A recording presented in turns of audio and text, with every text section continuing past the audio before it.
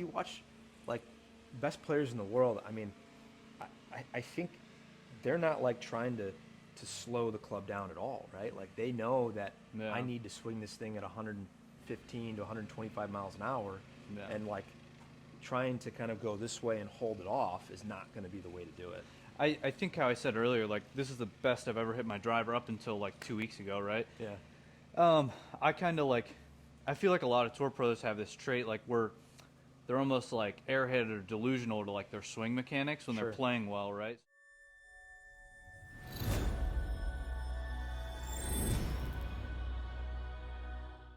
Hey golfers, Christian Bardo here. As you can see, it's snowing out here, which means golf season might feel far away. But that doesn't mean your game has to take a back seat. In fact, the winter is the perfect time to work on your swing and set yourself up for success when the season starts again. I know the frustration of feeling stuck or trying to fix your swing on your own and not seeing results. That's why I'm passionate about helping golfers like you take the next step. Whether it's lowering your scores, fixing that slice, or just making the game more fun again. My online lesson platform makes it easy to connect with me no matter where you are or what the weather's like. Whether you want personalized feedback through individual lessons or a subscription plan for ongoing coaching, I'm here to guide you every step of the way. And the best part, you can learn at your own pace, on your own schedule, all from the comfort of home. To make it even easier for you to get started, I'm offering 25% off your first individual lesson or 25% off your first month subscription. But this special offer is only available through the end of January. Just use the code BARTO25 when you sign up to claim your discount. It's the perfect way to kick off the new year and start building a better game. Don't wait to start improving. Head over to Skillest to sign up and use code BARTO25 for 25% off. Let's work together to take your game to the next level. I can't wait to help you crush your goals. Let's get started today.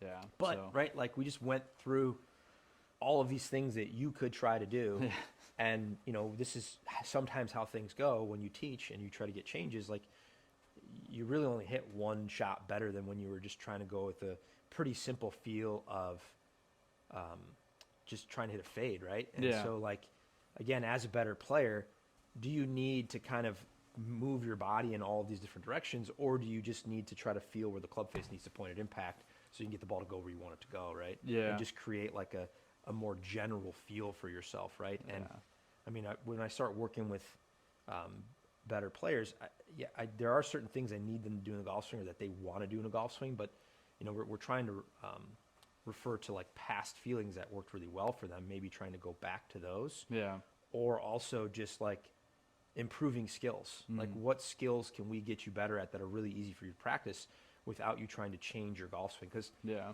like I am a big fan of changing golf swings, right? That's what I do for a living. mm, But I'm also a big fan of like helping players play better golf, yeah, right? And a lot of times we can look at data and information, whether it be, shot dispersions, um, distance control, right? Just not being very good at controlling distances with certain clubs, yeah, specifically wedges.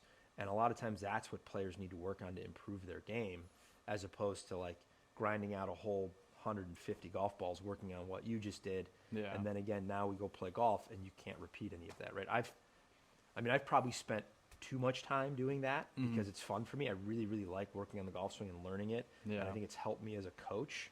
But if I go back and if I had spent the last 10 years just developing skills as opposed to developing a golf swing, I might not have as many Instagram followers, yeah, right?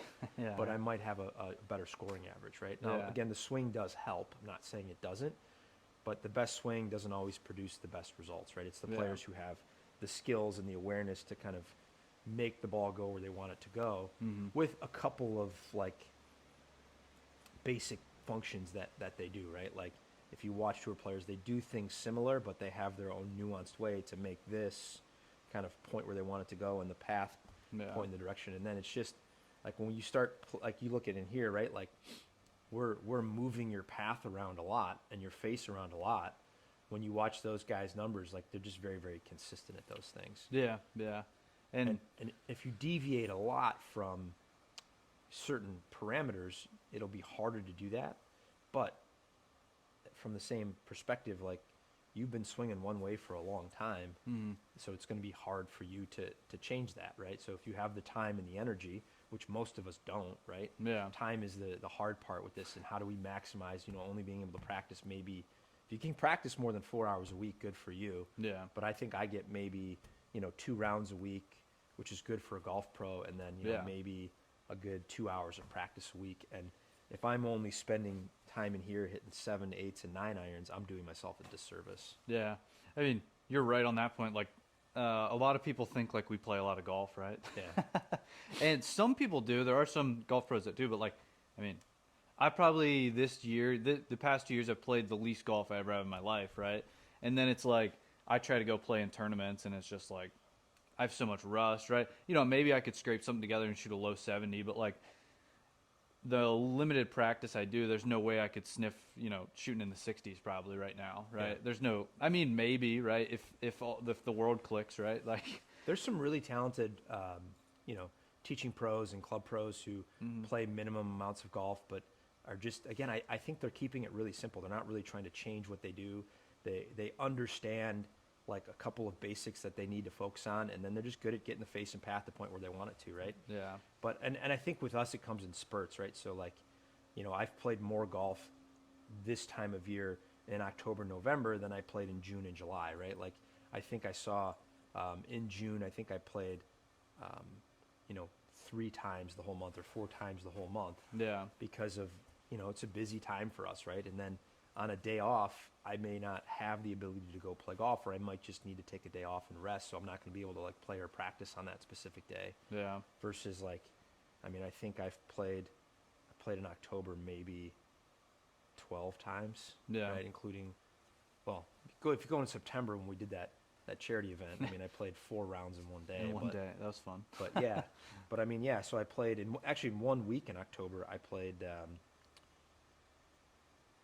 5 times. Yeah. Right? So I played 4 times the whole month of June, and in a week, because I played 18 on a Sunday in an event, and then we had a section event where I played 36 on Monday, 18 on Tuesday. Yeah. And had I won my match, I would have played another 18, so it would have been Yeah, you 6 played a rounds lot. in 1 week. And then a student invited me to play because this time of year it's a little slower at their courses, a little slower for me, so I can take a day off Yeah. and kind of go see my students play golf, which is something that I think is really beneficial as a coach to see. Like even working with you, like Yeah. we're not seeing the ball flight that we were seeing on the golf course, but I know what you were doing when you were playing, and I know, like, I think we talked about this in the course with the driver, just there's so much rightward tilt early from the top of the swing, and you're aware of it. Yeah. And so it's just, however can you get rid of all of that rightward tilt, or I shouldn't say get rid of it, maintain the leftward tilt longer, or feeling that left shoulder lower, so that instead of the club moving in this direction so much from the top of the swing, it's moving back in front of you a little bit faster, and you can kind of swing it back to the left easier. Yeah. So, No, what I was going to say earlier too, when you were talking about that push, I know it's not the right feel, but well, maybe not necessarily not the wrong feel, but Alex Noren, right? He gets up here and he does this motion, right? Yeah. Yeah, like when I was trying to get my path further left, because at one point in the summer it was going to the right on the TrackMan, and here, which it usually doesn't. I would do like a rehearsal, and I feel like I get up here, and it wasn't exactly like his, because I would probably hurt my back doing it like he does, but like he like kind of throws the club and shoulders out this way and swings way to the left. Yeah. So like I kind of just would feel that to get my path left, and then I just try to hold the face way off, right? Yeah. So, And when you're talking about all of that stuff, and again, it's what works for the player. yeah. But I hear, I mean, this is some golf jargon. I don't usually like to use golf jargon. I just hear when you're talking about that, I just think of like you're just trying to steer it out there, right? You're just not trusting it. Yeah. And you're just kind of like, however I can get it in play, which is, again, when you're a golf pro and you're teaching 50 hours a week, however you can get it in play is what you have to do. Yeah. But I would want, if you were going to work at it, I would want a swing and a move. Yeah. So I would want you to have a swing and a move that you could just trust and not have to like steer that. Do thing some where you weird thing. And yeah. Because if you watch like best players in the world, I mean, I think they're not like trying to slow the club down at all, right? Like they know that Yeah. I need to swing this thing at 115 to 125 miles an hour, Yeah. and like trying to kind of go this way and hold it off is not going to be the way to do it. I think how I said earlier, like this is the best I've ever hit my driver up until like 2 weeks ago, right? Yeah. I kind of like, I feel like a lot of tour pros have this trait, like they're almost like airheaded or delusional to like their swing mechanics when Sure. they're playing well, right? So like when I was swinging well, like I think I played with one of my students and they're like, "Oh, you're swinging great. Like, what are you thinking about?" And I was like, "Nothing." Yeah. Like I just stepped up and I'm just like there's my target. If it goes 10 yards right or 10 yards left, it's whatever, right? Yeah. I was so like, almost, I don't think delusional is the right word, but like delusional to like what I'm actually doing in the swing.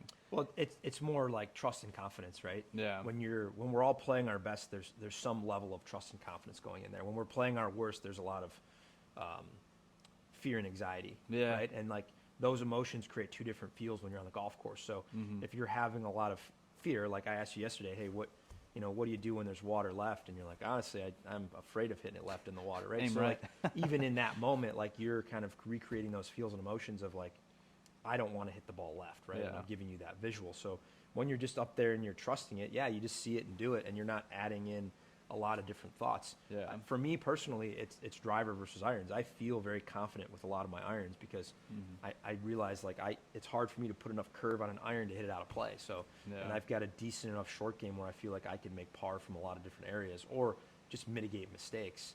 It's the driver where that fear creeps in, especially when there's trouble down one side of the golf course. And Yeah. in Northern Ohio, it seems like course designers 100 years ago knew golfers were going to slice it for eternity because all of the trouble is on the left Yeah. on most of the golf courses. And again, that could just be my own internal head crap, right? Head garbage telling me that. But I mean, it feels like a lot of these golf courses we play, there's just trouble up the left side on every hole. Yeah. I mean, anywhere. It's like, yeah, you're right. It's like they designed it that way, right? Yeah, I mean, there's certain Everything golf loops. courses where you could step up on a hole and you can hit it 100 yards to the right Yeah. and still make a par. But if you hit it a little bit left, you're out of bounds. I mean, Yeah. I talk about it a couple shots coming to play. Our golf course, you have to hit it straight, can't hit it left or right. Yeah. And actually, the course I grew up on is like that as well too, with more of the trouble left off the tee than right Yeah. on the one golf course that's a little bit more modern.